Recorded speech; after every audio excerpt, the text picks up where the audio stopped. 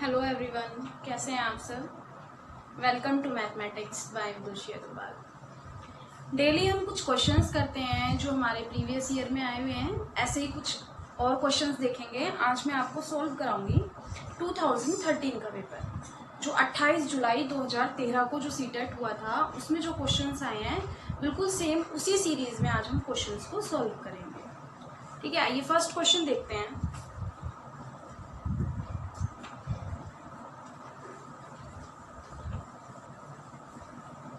Question number 1 है,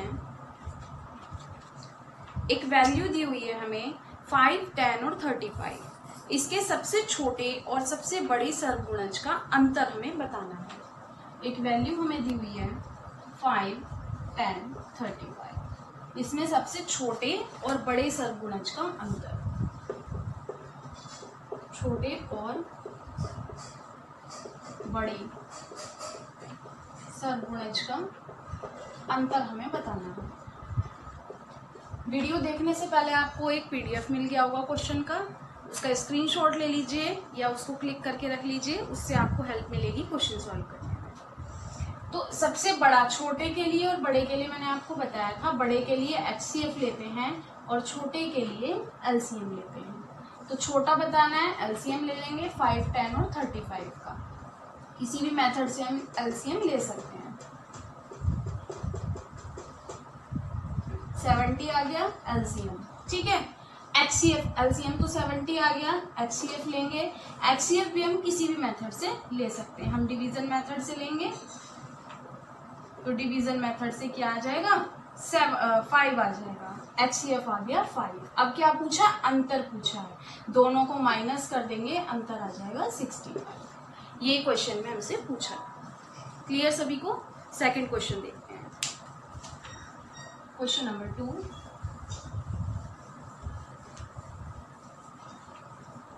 question number 2 में कहा है 3.5 समकोणों में डिग्रियों की संख्या बतानी है। 3.5 समकोण में डिग्री की संख्या। एक समकोण में डिग्री की संख्या कितनी होती है, 90 होती है। तो 3.5 में कितनी होगी, 3.5 को हम 7/2 लिख सकते हैं। इसकी गुणा कर देंगे 90 से,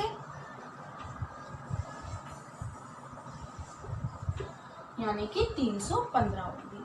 ठीक है, 315, यही आंसर है। क्लियर सभी को। क्वेश्चन नंबर 3 देखते हैं। क्वेश्चन नंबर 3 में कहा है किसी वर्ग का परिमाप 24 सेंटीमीटर है। एक वर्ग का परिमाप दिया हुआ है 24 सेंटीमीटर और किसी आयत की लंबाई 8 सेंटीमीटर है। हमें एक आयत की लंबाई भी दी हुई है 8 सेंटीमीटर। वर्ग और आयत का परिमाप बराबर हो। वर्ग का और आयत का परिमाप भी बराबर बताया है, तो आयत का क्षेत्रफल ज्ञात करें।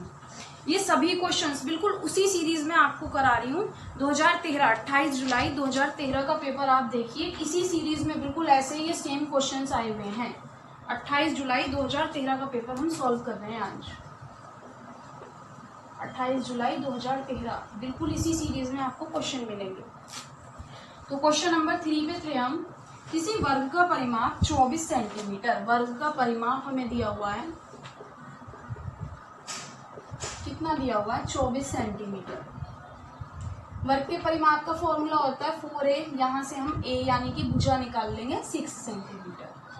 आगे क्वेश्चन में कहा है आयत की लंबाई। आयत की हमें लंबाई दी हुई है 8 सेंटीमीटर। आयत की लंबाई हमें दी हुई है 8 सेंटीमीटर। आगे क्वेश्चन में कहा है वर्ग और आयत का परिमाप बराबर है। आयत का भी परिमाप और वर्ग का भी परिमाप बराबर है, यानी कि वर्ग का परिमाप 24 था तो आयत का परिमाप भी कितना होगा, 24 होगा।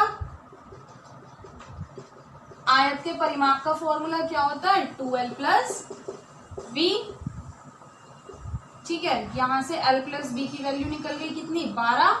लंबाई हमें 8 दी हुई है, यहां से ब्रैकेट निकल जाएगी 4।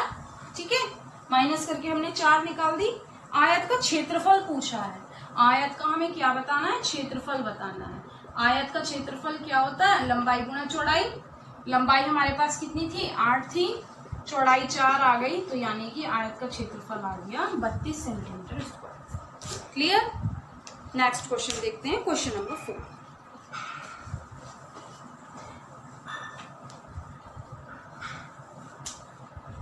क्वेश्चन नंबर 4 क्या कहता है, संख्या, एक संख्या हमें दी हुई है, उसमें 3 का स्थानीय मान और अंकित मान दोनों का अंतर बताना है।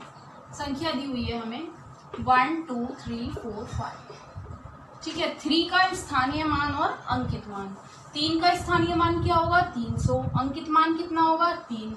जब हम क्या करेंगे माइनस कर देंगे तो कितना आ जाएगा 297। बिल्कुल ऐसे क्वेश्चन पूछा हुआ है 2013 में। आगे देखिए क्वेश्चन 5। क्वेश्चन नंबर 5 क्या कहता है, एक संख्या हमें दी हुई है 90707, इसको 9 से भाग देने पर शेषफल हमसे पूछा है 90707। देखिए जब हम किसी भी संख्या को 9 से भाग देंगे, 9 का एक रूल होता है, 3 का और 9 का एक डिविजिबिलिटी रूल होता है। रूल क्या होता है, 3 या 9 के लिए, दोनों के लिए फॉलो करेगा ये, इन सारी संख्याओं को आपस में जोड़ लो, 9 और 7 16, ठीक है। 9 + 0 + 7 0 + 7, 9 और 7 16, 16 और 7 23, ठीक है। अब 23 आ गया, जब हम 23 को भाग करेंगे 9 से कितना बचेगा 5, और यही हमसे पूछा है कि हमें बताना है शेषफल कितना बचेगा, 5 बचेगा। क्लियर सभी को। नेक्स्ट क्वेश्चन देखिए। नेक्स्ट क्वेश्चन है, किसी आयतकार बक्से की आंतरिक लंबाई चौड़ाई ऊंचाई 4 सेंटीमीटर 3 सेंटीमीटर 2 सेंटीमीटर। एक आयतकार बक्सा है, उसकी लंबाई चौड़ाई ऊंचाई हमें दी हुई है। ये कहा है उसमें 8664 सेंटीमीटर घनों को पैक करने के लिए कितने बक्से की आवश्यकता है। इस क्वेश्चन को कैसे करेंगे, पहले जो हमें आयतकार बक्से की लंबाई चौड़ाई ऊंचाई दी हुई है, हम आयतकार बक्से का क्षेत्रफल या आयतन निकाल लेंगे।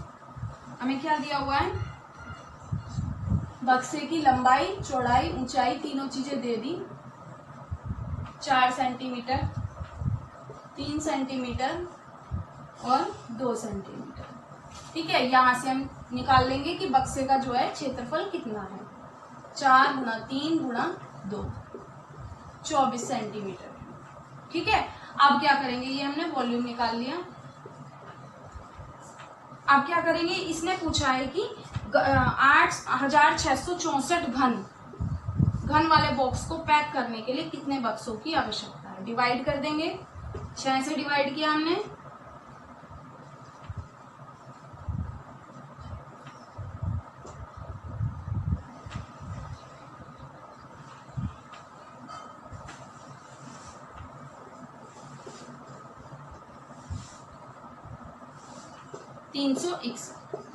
यही आंसर है। क्लियर सभी को। नेक्स्ट क्वेश्चन देखते हैं, क्वेश्चन नंबर 7। क्वेश्चन नंबर 7 में कहा है, एक बोतल में 750 ml जूस भरा जाता है। एक बोतल की बात हो रही है जिसमें 750 ml जूस भरा जाता है, और ऐसी 6 बोतल को एक कार्टन में पैक किया जाता है। एक कार्टन में कितनी बोतल आती है, 6 बोतल आती हैं। अब क्वेश्चन में हमसे कहा है 450 लीटर जूस के लिए कितने कार्टन की आवश्यकता होगी। क्वेश्चन नंबर 7 देखिए।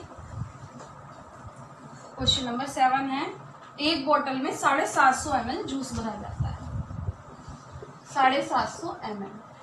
यहाँ हमें ml में दिया हुआ है, मिलीलीटर में, आगे हमें लीटर में दिया हुआ है क्वेश्चन, इसलिए हम क्या करेंगे, इस मिलीलीटर को लीटर में चेंज करेंगे, ठीक है। जब हम इसको लीटर में चेंज करेंगे तो क्या हो जाएगा, 1000 से डिवाइड कर देंगे, 1000 से डिवाइड करके क्या आ जाएगा 0.75। अब इन्होंने कहा है एक कार्टन में 6 बोतल आती हैं, 6 बोतल को एक कार्टन में पैक किया जाता है, तो 450 लीटर जूस के लिए कितने कार्टन की संख्या होगी। 6 लीटर के लिए एक कार्टन में, अब इन्होंने कहा है क्वेश्चन में 6 बोतल को एक कार्टन में पैक किया जाता है। ये हमारे पास एक बोतल का है, तो सबसे पहले हम क्या करेंगे, यहाँ से 6 बोतल का निकाल लेंगे।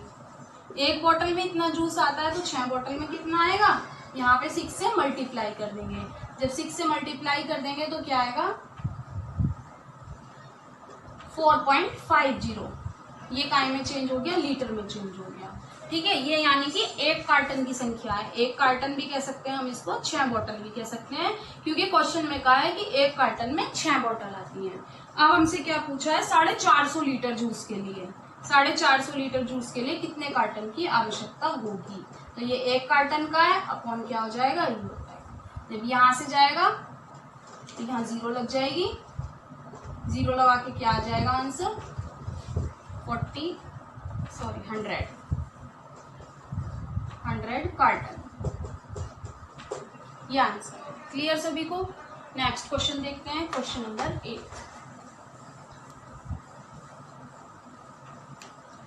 क्वेश्चन नंबर 8 में कहा है 11 ones plus 11 tens plus 1100 equal to 11 ones का है, सबको प्लस करना है, 11 आ जाएगा। 11 tens कहाँ है, 11 ones का है तो इंटू हमने 1 से कर दी, 11 10 का है इंटू 10 से कर दी, 1100 का है इंटू 100 से कर दी। जब इसको प्लस करेंगे तो क्या आ जाएगा, इनको हम सब क्या कर देंगे प्लस कर देंगे, आंसर आ जाएगा 1 2 2 1, यही आंसर। क्लियर सभी को। आज की क्लास में इतना ही, बाकी कल कंटिन्यू करेंगे। Thank you.